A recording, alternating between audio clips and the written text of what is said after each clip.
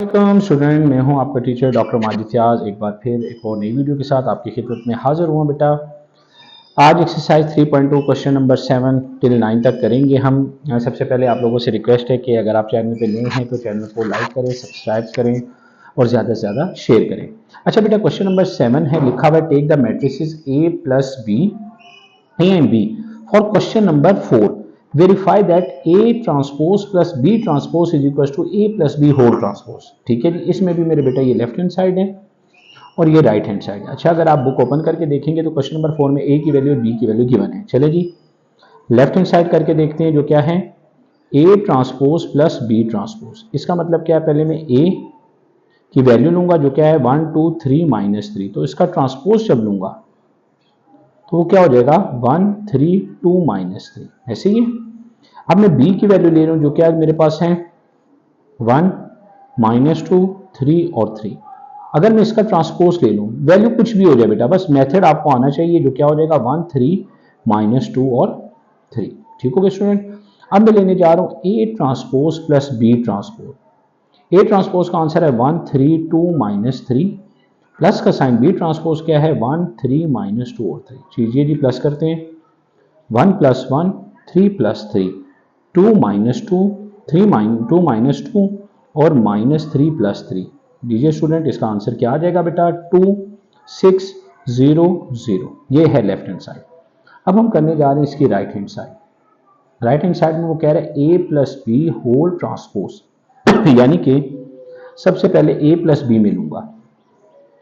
A की जगह 1 2 3 -3, plus का साइन डालूंगा। B की जगह 1 -2 3 और 3। ठीक है स्टूडेंट, क्या हो जाएगा बेटा 1 + 1 2 -2 3 + 3 -3 + 3। इसका क्या आंसर क्या आ जाएगा बेटा 2 0 6 और 0।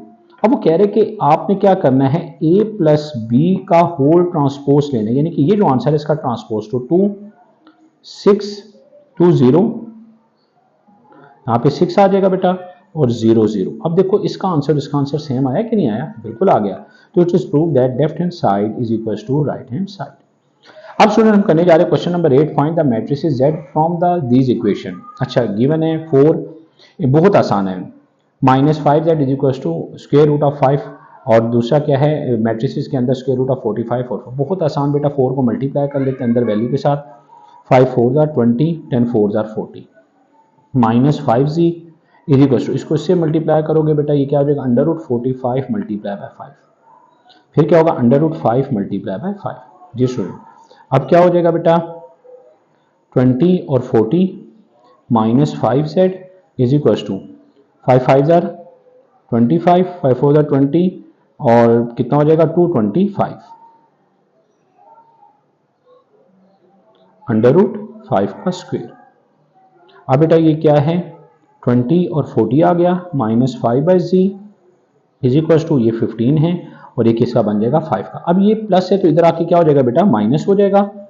इसको लिखूंगा -5z इज इक्वल टू 15 5 -20 और 40। लीजिए जी, आपके सामने -5z is equal to 15 -20 5 -40। -5 multiply हो रहा है, इधर आके क्या हो जाएगा बेटा डिवाइड, 15 में से गया -5 -35 डिवाइडेड बाय -5। अब -5 को तीनों से डिवाइड करो तो बेटा z इज इक्वल टू 1 और 7 आपके पास आंसर आ जाएगा। 5 1 5 5 7 35। यकीनन बेटा ये क्वेश्चन आप लोगों को अच्छे तरीके से समझ आ गया होगा।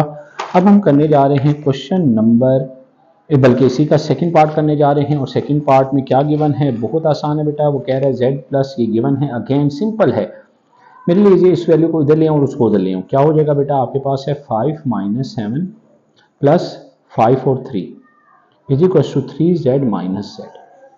तो इसको जब सॉल्व करूँ क्या बन रहा है 5 + 5 -7 + 3 इज इक्वल टू 2z। तो कितना आंसर आ जाएगा बेटा 10 -4/2z। 2 मल्टीप्लाई हो रहा है, इधर आके क्या हो जाएगा मेरे बेटा डिवाइड हो जाएगा। तो अभी अगर हम इसको 2 से डिवाइड करते हैं तो z की वैल्यू क्या आपके पास आ जाएगा, z इज इक्वल टू, जी स्टूडेंट 5 - 2। यकीनन आपको ये सवाल बहुत अच्छे तरीके से बेटा समझ आ चुका होगा। अब हम करने जा रहे हैं इसी का नेक्स्ट जो अब क्वेश्चन नंबर चल रहे हैं बेटा, क्वेश्चन नंबर 9 आसान है, समझिएगा, मुश्किल नहीं है। वो कह रहे हैं a mention the order of the indicated product. Order बताना है कि ऑर्डर के बाद फिर उसी ऑर्डर से आपको पता चलेगा कि वो पॉसिबल है कि नहीं। इसके दो पार्ट हैं, एक ए है, पहले आपने ऑर्डर बताना है ए में क्वेश्चन नंबर 9 के, और इसी के बी पार्ट में आपने उसको मल्टीप्लाई करके बताना है। तो मैंने इसका बड़ा सिंपल वे में इसको करवाया है। आपने दो वैल्यूज लिखी, सबसे पहले इसके कॉलम लिखने। मेरे बेटा कितने कॉलम है इसके? 2 कॉलम है, और रो कितनी है इसकी? 1 है। ऐसे ही है ना। अब कॉलम और रो की तादाद एक जैसी नहीं है तो ये मल्टीप्लाई नहीं होंगे, तो हम लिखेंगे नॉट पॉसिबल। अभी और समझ आएगा बेटे को।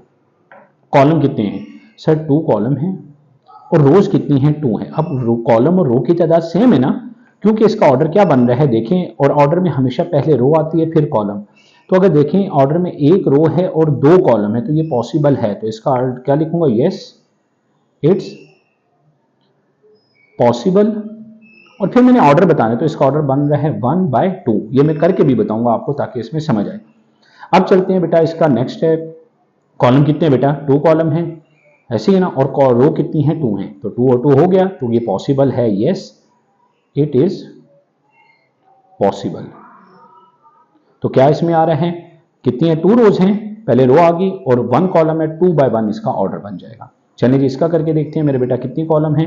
एक कॉलम है, और इसके रो कितनी है? 2। इक्वल नहीं है ना, तो क्या लिखेंगे? Not possible. अब इसी तरीके से इसका देखें, कितने कॉलम है? 1 कॉलम है, ये रो कितनी है? 2 है। तो क्या है? पॉसिबल नहीं है, नॉट पॉसिबल। अब इसी तरह कॉलम देखें मेरे बेटा, 2 कॉलम है तो 1 रो है, ये भी पॉसिबल नहीं है, क्योंकि सर रो एंड कॉलम की तादाद इक्वल नहीं है, ये एलिमेंट में उसकी तादाद इक्वल नहीं है। चलिए ये करके देखते हैं, एक कॉलम और एक रो है, ऐसे ही है। तो अब ये बन सकता है वो इस तरह, क्योंकि अगर इसमें सबसे पहले अगर ऑर्डर देखें तो 2 रो है और 1 कॉलम, तो 2/1 जो होता है उसका प्रोडक्ट निकल सकता है, तो ये हमारे पास 2/1 बनेगा। लीजिए जी, कॉलम 1, रो कितनी है? 2। जरी बात है, अनइवन सा है, नहीं बन पा रहा, तो हम क्या लिखेंगे? Not possible. जी स्टूडेंट, समझ आया बेटों को? अब हम इसी तरीके से इसका नेक्स्ट पार्ट देखते हैं। कितने कॉलम है? 1 है, रो कितने मेरे बेटे के पास? 1 है। तो 1 रो है, 1 कॉलम, इक्वल हो गया ना। तो इसमें जब मल्टीप्लाई करेंगे, रो कितनी है? 1 है, कॉलम कितने हैं? 2, तो इसका ऑर्डर क्या बनेगा? 1/2। लीजिए जी, कॉलम कर लेते हैं, कॉलम कितने हैं? 2, रो कितना है? 1। इक्वल नहीं आ रहा, तो हम क्या लिखेंगे बेटा? Not possible.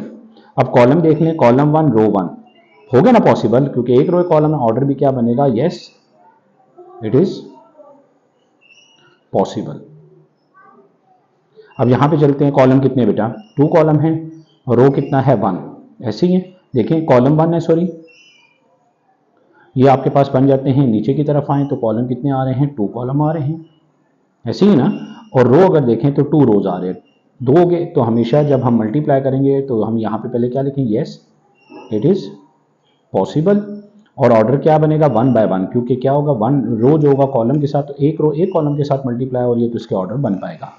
अगर हम इधर देखें बेटा, कॉलम कितने हैं इसके? जी बेटा 1 कॉलम है, और रो भी क्या है? 1। तो इसको जब मल्टीप्लाई करेंगे 2 × 2, क्योंकि 2 रो और 2 कॉलम बनेंगे तो ये मल्टीपल हो जाएंगे। लीजिए जी बताइएगा, कितनी रोज है? सर 2 रोज हैं, 2 कॉलम है, तो यस इट इज पॉसिबल। और इसका ऑर्डर क्या बनेगा? 2/2। जी स्टूडेंट, अब बेटा कॉलम कितने हैं? 2 हैं, ठीक है, ये देखें 2 कॉलम बन रहे हैं ना। और अब अगर हम, अब वो कह रहे हैं कि इसका ट्रांसपोज लेना, जब इसका मैं ट्रांसपोज लूंगा मेरे बेटा, वो क्या बनेगा? 5 - 2। अब इसके रोज कितनी बन रही हैं? देखो 2 रोज बनी है, 2 और 2 हो गया ना, तो इसका ऑर्डर क्या होगा? जब 2 रोज और 1 कॉलम से मल्टीप्लाई, उसका ऑर्डर बनेगा 2/1। जी स्टूडेंट, यकीनन आपको ये क्वेश्चन समझ अच्छे तरीके से आ गया होगा। अब हम बेटा इसके मल्टीपल करने हैं। अच्छा, अब मैंने इसमें से वही निकाले हैं वैल्यू जिनका प्रोडक्ट बन सकता है, जहां पे आप उसके लिए आसान है, बजाय सारों को सॉल्व करने के, जिसका सोल्यूशन नहीं है तो उसको सॉल्व करने की जरूरत नहीं है। अब हम करें perform the identical product in the part A where possible. जहां पॉसिबल था तो उसमें सेकंड पार्ट में पॉसिबल था। लीजिए, अब मल्टीप्लाई में मेरे बेटे ने रो को कॉलम से करने, दरमियान में प्लस का साइन है, तो कैसे करूंगा? 5 × 1 + 3 × 1, ये रो ये कॉलम, फिर जगह छोड़ के इस रो को इस कॉलम से भी करना है। 5 × 0 + 3 × 0, आंसर क्या आ जाएगा? 5 1 ज़र 5, 3 1 ज़र 3, 5 0 ज़र 0, 3 0 ज़र 0। तो मेरे बेटा इसका आंसर क्या आ गया? 5 + 3 8, 0 + 0 0। अब देखो इसका ऑर्डर क्या बना है? कितनी रोज हैं? 1 बाय कॉलम कितना है? 2। अब देखो 1/2 है ना, अगर पीछे हम देखें जब हमने इसका ऑर्डर लिखा था, अगर आप इसको ध्यान से देखोगे तो इसके ऑर्डर में क्या आ रहा है बेटा, यहाँ पे देखो 1/2 ही आ रहा है ना, तो इससे पता चला कि इसका प्रोडक्ट पॉसिबल है था। जी तो स्टूडेंट ये था बेटा आपका, तो ये देखा किस तरह ये पॉसिबिलिटी हो पाई है।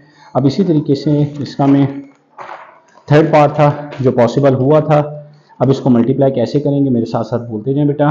रो को कॉलम से 1 multiply by 5 plus 1 multiply by 3। अब देखो आगे कॉलम नहीं है ना, यहाँ पे ब्रैकेट को, अब नीचे रो नीचे column 0 multiply by 5 plus 0 multiply by 3।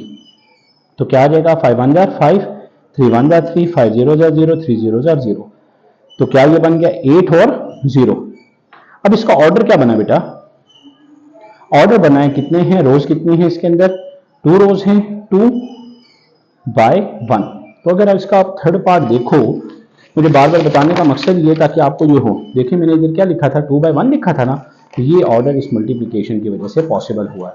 चलिए जी मल्टीप्लाई करते हैं रो को कॉलम के साथ, क्या होगा 1 मल्टीप्लाई बाय 5, आगे कुछ भी नहीं है, फिर इसको इसके साथ तो 3 मल्टीप्लाई बाय, देखें अगर हम इसका ये पार्ट देखें, ठीक है, इसका था फिफ्थ पार्ट, देखिए इधर ये था, ठीक है, 1 और 3 था बेटा, ये देखिएगा 1 3 और 5, बल्कि पहले हम इस साइड पे कर लेते हैं 1 3 और 5। तो इसका क्या बना है 2/1, तो क्या है 2 रोज हैं और 1 कॉलम है, तो 3 मल्टीप्लाई बाय 5। तो इसका आंसर क्या आ जाएगा, 5 1 जार 5, 3 5 जार 15। तो इसका अगर आप ऑर्डर देखें तो मेरे बेटा ऑर्डर क्या बन रहा है, 2 बाय कॉलम कितना है 1। जी स्टूडेंट यकीनन आपको ये क्वेश्चन बड़े अच्छे तरीके से समझ आया होगा। अब इसी तरीके से हम इसका नेक्स्ट पार्ट है, ये भी पॉसिबल था, इस रो को इस कॉलम के साथ देखो कैसे, 5 मल्टीप्लाई बाय 9, अब नीचे नहीं है ना, फिर जगह छोड़ के इसको इसके साथ भी 5 मल्टीप्लाई बाय 3। आंसर क्या आ जाएगा, 9 5 जार 45, 5 3 जार 50। जी मेरे बेटा ऑर्डर क्या बन रहा है आपका, सर ऑर्डर जो बन रहा है 1 रो 1/2, 1 रो और 2 कॉलम बन रहे हैं। चलिए जी ये वाला करके देखते हैं, ये तो सिंपल सा है बेटा, क्या हो जाएगा 5 मल्टीप्लाई बाय 10, तो ये कितना आंसर आ जाएगा, 5 10 जार 50। 1